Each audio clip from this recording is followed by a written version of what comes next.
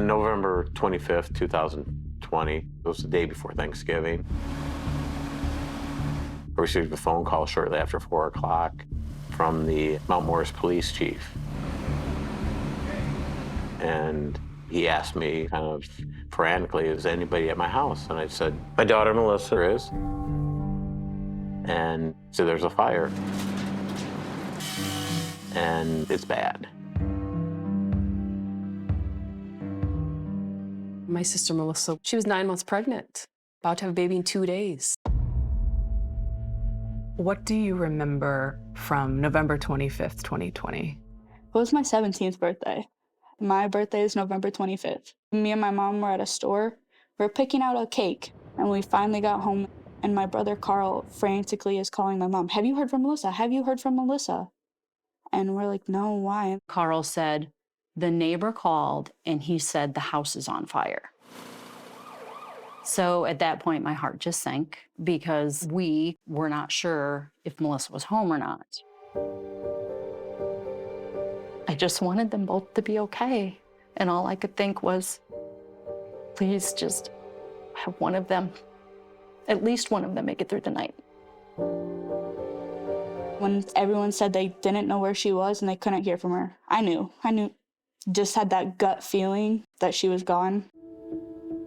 For a huge tragedy like that to occur the day before Thanksgiving, on Julia's birthday, right before the baby was to be born, it was just so much.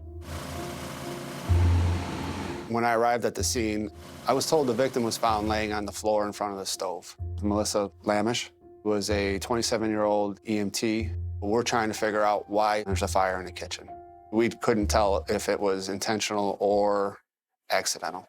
There was all kinds of possibilities running through our heads, but we didn't know what happened to her.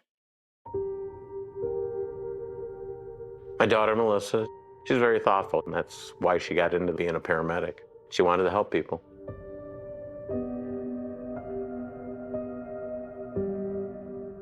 When Melissa first told me she was pregnant, she told me a couple things about the dad. Matt Ploy, they on and off hung out for years and had a similar clique of friends. Matt Ploy was a firefighter paramedic.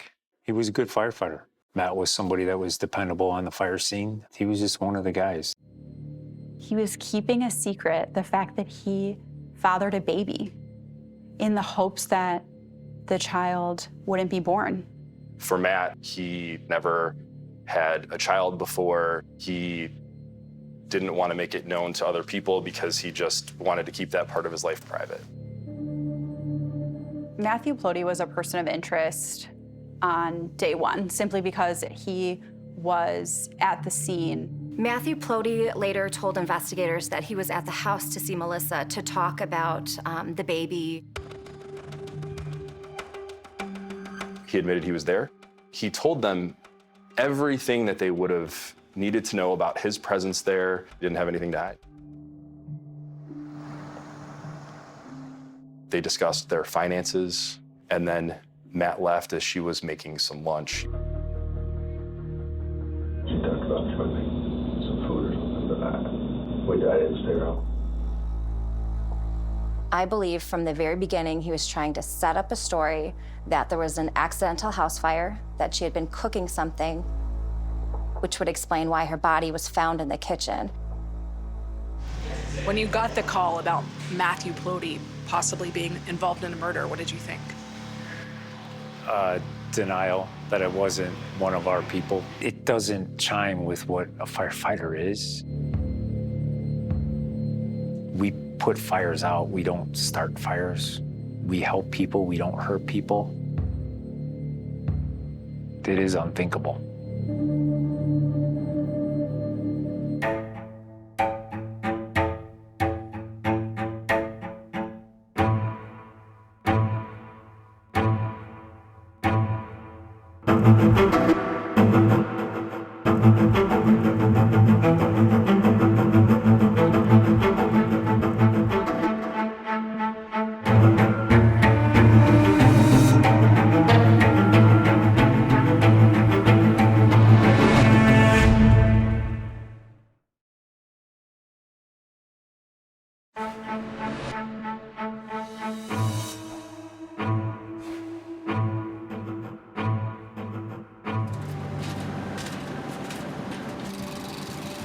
Before the fire that set Melissa Lamish's home ablaze on November 25, 2020, the day had started with excited anticipation. Melissa was due to give birth to a baby boy in just 2 days, and Thanksgiving was a day away. She was going to have a nice private Thanksgiving with Dad. So I gave her a call the morning of the 25th, and we talked for about 2.5 hours. Cassie Ball and her sister Melissa had lots to chat about. We talked a lot about the future. We talked about what was going to come with the baby. The conversation ended because she looked outside the window. She said, "You got to be kidding me." She's like, "He's freaking here again. I told him he's got to stop doing this." At the door was 33-year-old Matthew Ploy, the expectant father of Melissa's baby. She said, "I'll tell you what he wanted. I'll give you a call right back. Bye." Hung up. Did she ever call back? No, my sister never called back.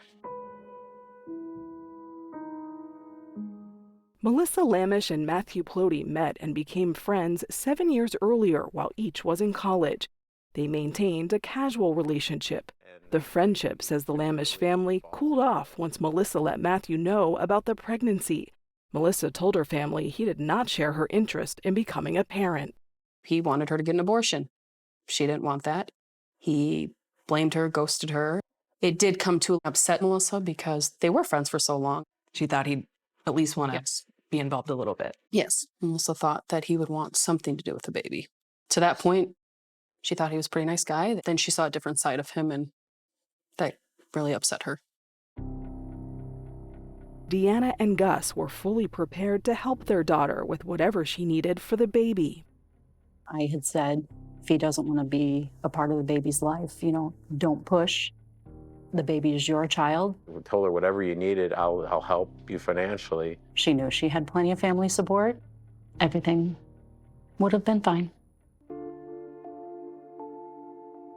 The Lamish family was a large one. Melissa had 4 siblings. She was already an aunt and was known for following her own path. Melissa was unapologetically herself, and that is what she was. She's the perfect mix of sugar and spice. Not too spicy, not too sugary, it's just perfect. Melissa was strong. She was fierce. She was a go-getter. Melissa liked to reinvent herself through hairstyles and careers. Most recently, the 27-year-old had been working as an EMT. Melissa kind of fell into the line of work. She had an experience in college that took her to an emergency room, and she really appreciated how she was treated, and she wanted to do the same for other people. You're proud. Yes, that was her job, and she took it seriously. As her due date neared, Melissa had to stop working. To make things easier, she moved into her childhood home with her dad. Her parents had divorced several years earlier. Melissa grew increasingly excited about becoming a mom, even though she and Matthew had little contact. Melissa would continue to send him like sonograms or when things would happen, because sometimes he would respond a little bit, but she didn't know really where he stood exactly. But Melissa wanted her baby to have the option of having the mother and the father. So she kept the communication with him. He often shut down. Matthew wasn't just shutting out Melissa. He kept the fact he was going to be a father a secret, including from his co-workers and Chief Rob Schultz at the Carroll Stream Fire District, several counties away from Melissa's home. We're here 24 hours a day, and it's just a normal course of being a firefighter, and that you talk about your family, your personal life, and what's going on, good, bad, or indifferent. Well, I knew Matt as a single guy that didn't have any kids. Even Matthew's own parents did not know about the pregnancy until Melissa told them. Melissa wanted them to have the opportunity to be part of their grandchild's life. How did Melissa say his parents responded to the news of a grandson? Melissa said that his parents were very nice, that they said, "Let me know what you need. I'll help you any way we can." How did Matthew find out that Melissa had told his parents they were having a baby? I believe that the parents then approached him, but it was not long after that that she had said, "He's mad I told them." Because he had kept it a secret? Yeah.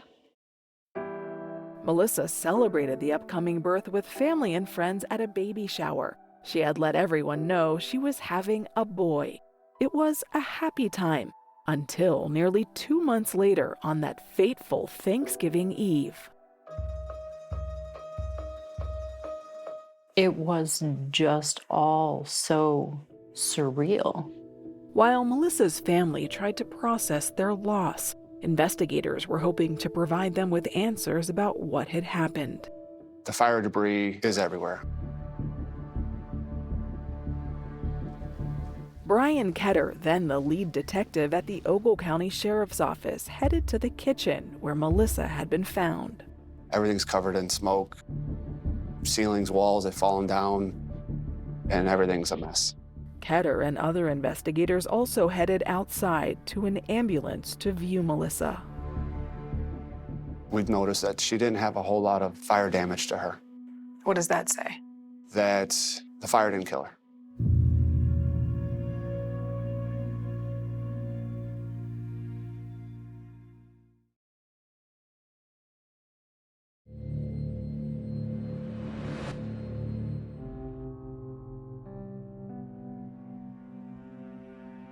We needed to identify the area of fire origin and what may have caused that fire. Michael Poole, then a special agent with the Illinois State Fire Marshal's Office, was trying to establish whether the fire at Melissa Lamish's home was accidental or intentionally set. What are you looking for? Where the greatest damage is at, where the fire patterns are at, we're looking at everything in this picture that may have something to do with the origin of the fire. Where do you think the fire started? I believe the fire's over here. Actually, it's in these cabinets, where these cabinets used to be above the stove area. But when Poole examined the stove, thinking that perhaps cooking flames caused the cabinets to catch fire, he saw that neither the oven nor the burners had been turned on. All the controls are in the off position, and there is no fire damage in the interior of this oven to show that this was some type of cooking fire. Poole also did not find any electrical issues. So we're starting to run out of accidental causes. And we could identify at least 3 very simple and easy ways to exit this residence. Much of the house besides the kitchen remained accessible, so Poole thought Melissa could have found a way out. It was what I would call a survivable fire. This young lady was a paramedic. She's used to dealing with emergencies. For her to totally lose her perspective and stand there and try and fight that fire, when you start putting all these things together, then you start coming up with, okay, this makes no sense. While Poole was inspecting the house, investigators talked with the Lamish family. Ketter learned about the phone call that day between Melissa and Cassie that Melissa ended when Matthew Ploy arrived at the house.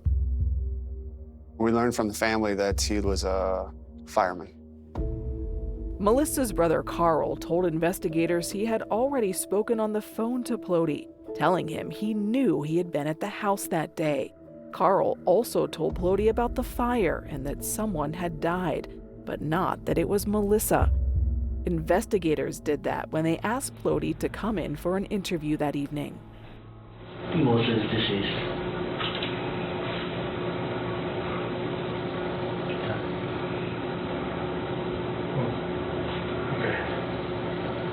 As you watched his interview, what did you think about his demeanor, his responses? Emotionless, very soft-spoken. Matthew said he went to talk to Melissa. He wanted to talk about money, about being allowed at the hospital when she was set to be induced in 2 days, and that's why he was there. In that interview, Matthew made a reference to a deadline when explaining his decision to go to the house that day. I mean, there's a deadline for that, so we were trying to do the deadline for a pregnancy. There's a deadline. It was a phrase that investigators didn't quite know how to interpret. Was Matthew a suspect at that point? No, he was not a suspect. What are the next steps in the investigation? We need to determine the cause of death. We don't know if Melissa had a medical episode or if somebody did something to her or if the carbon monoxide from the fire killed her. We don't know.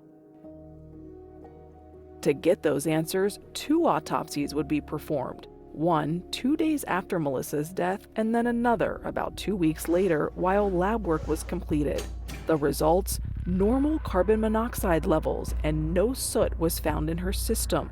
What was found was evidence of strangulation, including hemorrhages around her neck. Melissa, it was determined, had been murdered. We have to plan a funeral, and while we were still waiting for things, it was nearly 3 weeks. On December 14th, 2020, the Lamish family held a funeral for Melissa and her unborn baby, who Melissa was going to name Barrett. We didn't get to kiss his forehead, touch his cheek. The first time we got any kind of contact, they were in a casket. And the first time I touched his hand, I just remember gasping, and I had decided I was gonna keep holding his hand. Something Melissa didn't get to do. Melissa's family was convinced that Matthew Ploy was responsible for their profound grief, that he killed Melissa simply because he did not want to become a father. Matthew, investigators would learn, had been juggling multiple women in his life. I believe he did it because he's selfish and it was going to change his life having a child. Melissa wasn't asking him for anything. No money, nothing. He could have walked away, so why? I think it was his pride. He wanted to keep it a secret. With no other suspects, and with Matthew admitting to being at Melissa's home that day, investigators were also circling in on Ploy, but were still gathering evidence.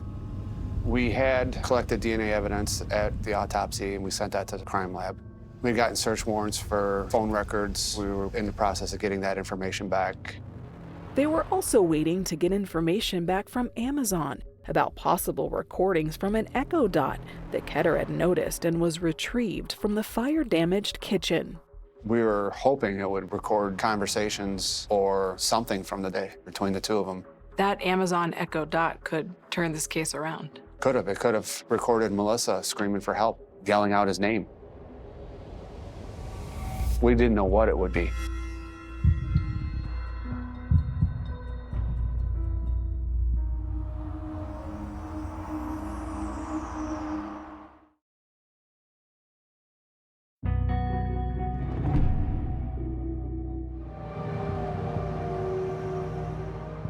I was contacted by our police chief to give him a call immediately that he had something very important, sensitive to talk about.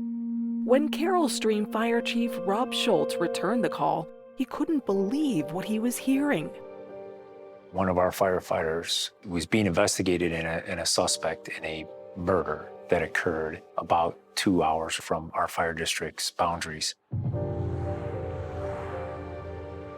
It was now 9 months since Melissa Lamish's death in a house fire that had sent shockwaves through the community in Mount Morris, where her home was located. But firefighters where Matthew Ploy worked in Carroll Stream, about 75 miles away, were unaware of the fire. Ploy had said nothing. When you heard the name Matthew Ploy in that call, what did you think? I was, there's no way this could be Matt. They have something wrong here. But that disbelief started to change when Chief Schultz checked to see if Ploy worked the day of the fire and learned he had called out sick. That knot in my stomach, literally wanted to throw up. The fire chief's sinking feeling only got worse when he learned that investigators believed Matthew killed Melissa and their unborn child because he did not want to be a father, and then set the house on fire in hopes of destroying evidence. We had placed Matt immediately on paid administrative leave. When I called Matt in to tell him, I just said, I'm being told that you're under investigation for a murder of your estranged girlfriend and the baby that you're a father of. Did you ask him why he hadn't mentioned it? Didn't feel that it was something that he wanted to talk about, and he felt it was a personal matter and didn't want to disclose it. While on leave on August 28, 2021, Matthew Ploy was called in again for questioning. My name is Brian. I'm a lieutenant with the Sheriff's Office. Ploy willingly appeared without an attorney. I want to contribute and be in the life of our child. Over the course of the 7-hour interview, he explained to investigators why he was at Melissa's the day of the fire. So we talked about, what I could pay her, and that we just said we'd work it out later to visiting. He said when he left that afternoon, Melissa was talking about making lunch. She talked about trying to make some food or something, but I didn't stay around. Most of the 7 hours was filled with investigators asking questions and Matthew Ploy saying very little. So did you go there to kill her? Or did you just go there to talk to her and something happened? We kept accusing him of things, and he never said, I didn't do it. He never said, you guys got the wrong person. He was just emotionless, and he wouldn't communicate. Not once in 7 hours, not once did he get upset. Most people would have told us, I'm done, but he just sat and listened to us. Had you ever experienced an interview like that before? Never. It wasn't just the lack of communication that made Lieutenant Ketter think Ploy was guilty, but on the rare times Ploy did talk, the unusual way he phrased things. Did you intend to kill her? I had no intention of hurting Melissa. During that 7-hour interview, at one point, Matthew did say, I had no intentions of hurting Melissa. Did that make you do a double take? Yes, because in our opinion, that means I hurt Melissa, but I didn't intend to do it. But it was not an admission of guilt. So Ketter wanted to see if Ploy would say anything more and made an unusual request of Fire Chief Schultz. We asked Chief Schultz if he would wear a listening device so that he would have a conversation with Matthew. We would be able to hear it and record it and try to gain some evidence that way. When Brian asks this of me, I'm pretty taken back. And initially I had said no way. And I did some thinking about it and called him back and said yes. You have a lot of responsibilities as a fire chief, but I can't imagine you ever thought wearing a wiretap would be one of them. No. I don't freely talk about it. It's not something that I'm proud of. It was something that needed to be done in the hopes of helping the investigation. There's a grieving family out there that's looking for answers. And so on September 9th, 2021, Chief Schultz called Matthew Ploy and asked him to come in to talk. And he agreed. He says, I'd like to come talk to you. Matthew came in later that day. The fire station was quickly cleared of all other personnel, and Brian Ketter and other investigators headed over. They were able to place a device that just recorded audio on a phone on Fire Chief Schultz's desk and listened in from outside the fire station and from an adjoining office. How are you feeling? Nervous, very nervous, a bit scared. Chief Schultz tried to learn what happened to Melissa by appealing to Ploy on a personal level. I'm trying to find answers, and I'm trying to help you. Help me walk through, what happened? But the nearly 2-hour conversation yielded very little info from Ploy, with him again barely speaking about the day Melissa died. I remember saying, fill in all the blanks for me. And isn't it odd that no one here knows that you're going to be a father? Like, that's something we celebrate here. What do you say? Nothing. Head was down a lot of the conversation. Did he ever say, I didn't kill Melissa and my baby? He did not. With none of the interviews resulting in a confession, there was still no arrest, something that exasperated the Lamish family. Oh, it was excruciating. And I mean, we were pestering the police constantly. There were several reasons for the delay. There was the wait for the fire marshal's report, which concluded that the fire cause is most likely incendiary in nature, possibly the result of a fire being intentionally set in an effort to conceal a potential homicide. And getting information from Amazon on whether Matthew's voice was recorded on that echo dot they retrieved from the kitchen took time. It did reveal voices, but nothing that proved helpful for our case. It wasn't even on the day of the murder. Investigators had also waited to obtain Matthew Ploy's DNA until after the August 2021 interview, hoping he would first confess to killing Melissa. We got the results back saying that it was his DNA under her fingernails. Turn around, hands behind your back. On March 9th, 2022, after a year and a half of investigating Melissa Lamish's death, with a police body cam rolling, Matthew Ploy was arrested on charges including murder, the intentional homicide of an unborn child, and arson. Technically, right now, you are under arrest. The motive that the state painted was just an inaccurate portrayal of Matt. By the time of Matthew Ploy's arrest, he had hired attorney John Cupp. They painted him to be this monster that, at the drop of a hat, after a career of saving people, decided to suddenly start killing people. You were indicted by the grand jury. The evidence doesn't show that Matthew Ploy murdered Melissa Lamish or their unborn child.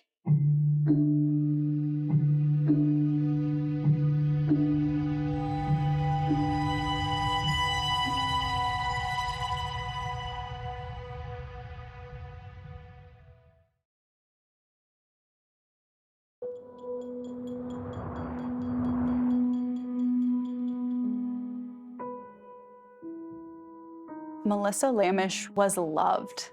This is not someone who had enemies lined up around the block who wanted to see her deceased. Rather, there was one person and one person only, and that was Matthew Ploy. Yesterday. Assistant State's Attorneys Allison Huntley and Heather Cruz were part of the team prosecuting Matthew Ploy. All signs pointed toward Matthew Ploy from the very beginning. What we wanted to portray to the jury is that he was a guy saving lives for his entire career. Defense attorneys John Cupp and Liam Dixon say their client was misunderstood and as a firefighter was a responsible person, not a murderer. Matt's plan was to financially support her. He had offered her money before. His plan was to be there. Matthew Ploy pleaded not guilty to all charges. On March 18, 2024, more than 3 years since Melissa's murder, his trial began in Ogle County, Illinois. The prosecution argued that Ploy murdered Melissa and their unborn child because he didn't want to be a father. He was keeping a secret the fact that he fathered a baby in the hopes that the child wouldn't be born. The defense told the jury there's no evidence Ploy harmed Melissa and that he had gone to see her that day just to talk. They discussed their finances. They discussed what would happen with the birth of the child. And then Matt left as she was making some lunch. I believe from the very beginning he was trying to set up a story that there was an accidental house fire, that she had been cooking something. I believe that was how he laid out the scene, which would explain why her body was found in the kitchen. Prosecutors called fire investigator Michael Ploy to testify about his findings. He told the court that he found no evidence of an electrical or cooking fire. And you start ruling these various different things out. How certain are you that this fire was intentionally set? I'm certain that it was intentionally set. No doubt. No doubt. During cross-examination, the defense suggested that Michael Ploy was unsure of his findings, citing language in his report such as most likely and it is believed. You use the phrase, it is believed, because that's an uncertain opinion, correct? It's just the way I described it. But that's an uncertain opinion, correct? Not to me. Ploy says he was just using standard terms used during fire investigations. I review information. The state also called forensic pathologist Dr. Amanda Humans, who had performed one of the autopsies. There was no soot in her airways. And her measure of carbon monoxide in the blood was within normal limits. So she was deceased prior to the fire. Dr. Humans testified that Melissa's body showed evidence of a violent struggle. The jury heard about the hemorrhages around Melissa's neck, a specific type of broken blood vessels called petechial hemorrhages, which according to Dr. Humans is a telltale sign of strangulation. This is the most petechial hemorrhages I've ever seen in a strangulation case. To sit through trial was beyond devastating. Deanna Lamish came to court every day. I had been prepped by the victim's advocate. Things were going to be gruesome. I was going to see a lot. Deanna says she always kept Melissa and her baby Barrett in her thoughts. She was so strong-willed and had such pride. That baby was going to be a strong guy. Matthew Ploy's parents also attended the trial. They've been by his side throughout this? Yes, every court date. One of the most important witnesses to testify was Melissa's sister Cassie, talking about the day Melissa died and that call, which Cassie says was interrupted by Matthew Ploy. What was the last thing your sister said to you during that phone call? Sorry. She said she'd make the conversation quick and she'd call me right back.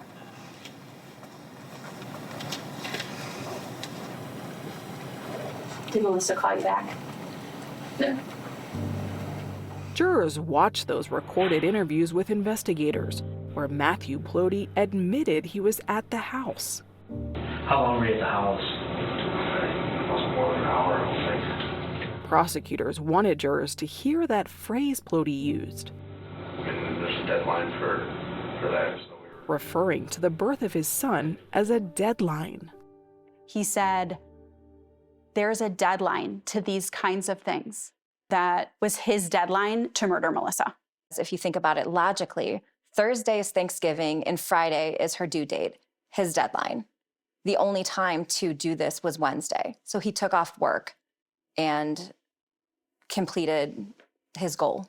The prosecutors found even more telling what Ploy didn't say, especially during that 7-hour interview, 4 hours of which were played for the jury. What is chilling is the fact that he never denied murdering Melissa, and he never denied killing her baby boy. Not one time. It's chilling from a personal perspective, but that's also excellent evidence that the defendant couldn't bring himself to lie about that fact. Over the course of multiple interviews for several hours, he was calm and reserved. His silence, defense says, actually points to his innocence, not his guilt. He had a right to remain silent, but the police are allowed to continue to poke and prod and try to get him confused, and he just didn't buy into any of that.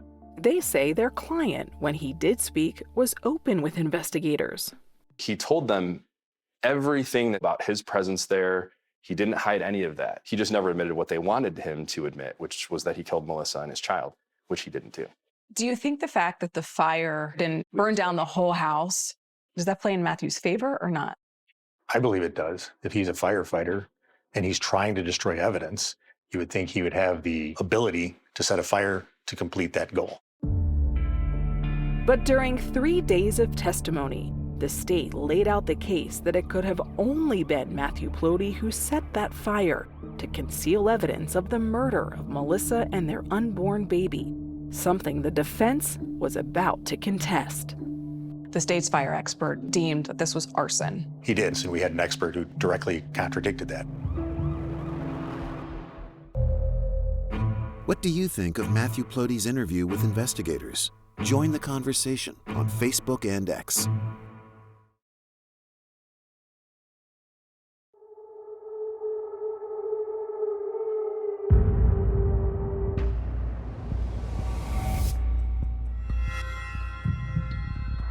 The state's expert didn't do a fraction of what he should have done to properly determine the cause of the fire. This should have been an undetermined fire.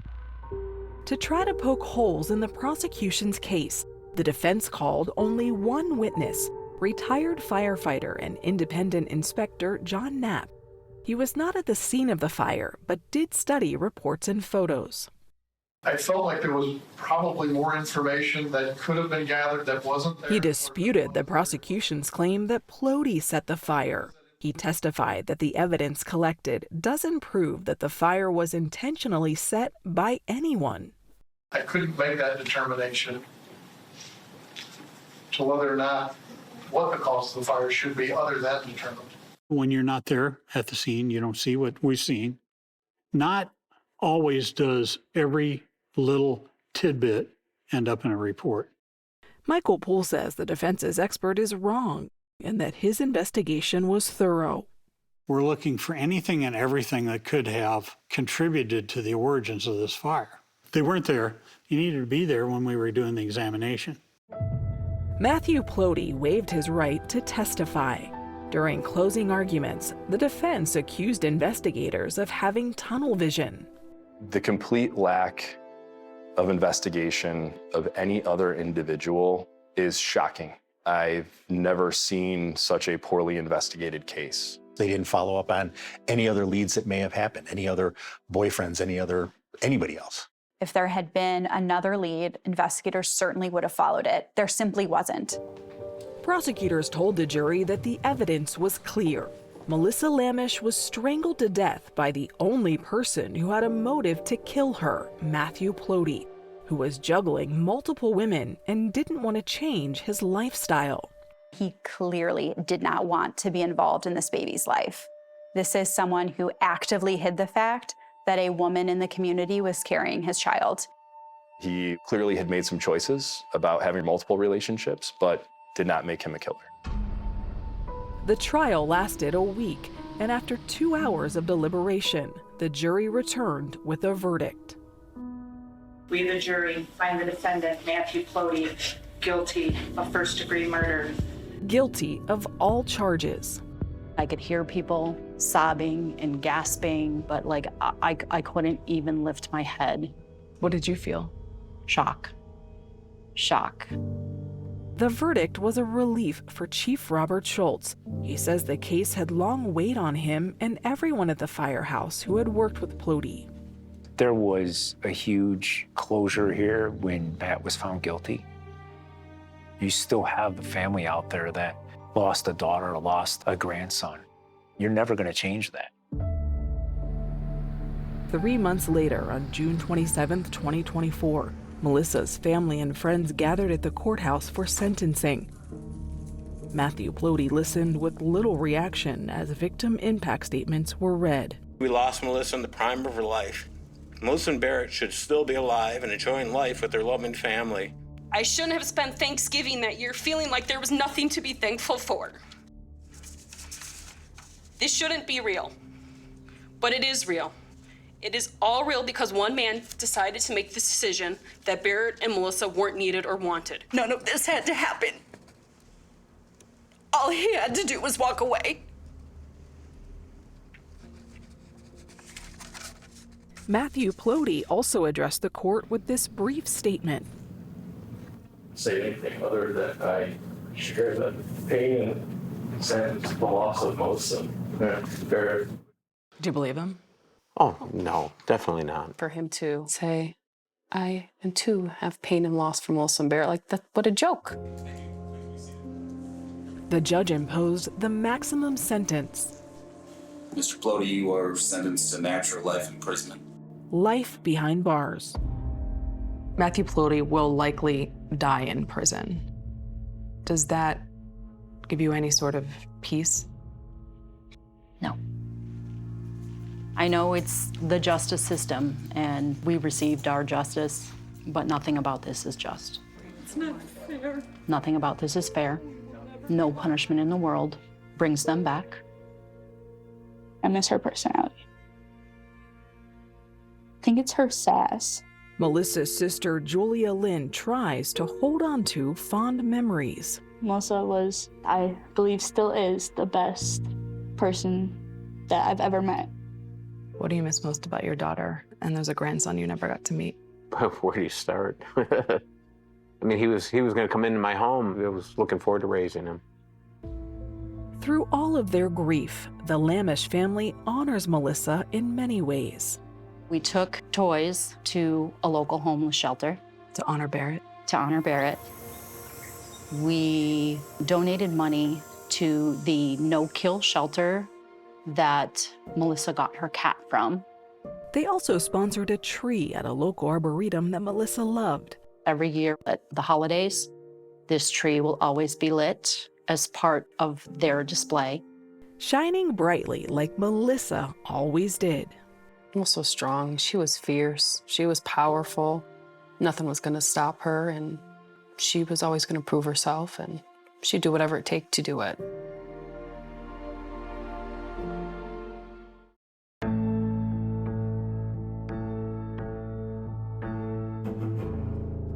You've probably heard of the NCIS from the hit TV series, but we're about to take you inside its real-life work.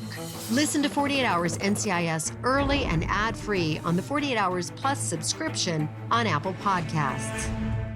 As a kid growing up in Chicago, there was one horror movie I was too scared to watch. It was called Candyman. But did you know that the movie Candyman was partly inspired by an actual murder? Listen to Candyman, the true story behind the bathroom mirror murder, wherever you get your podcasts.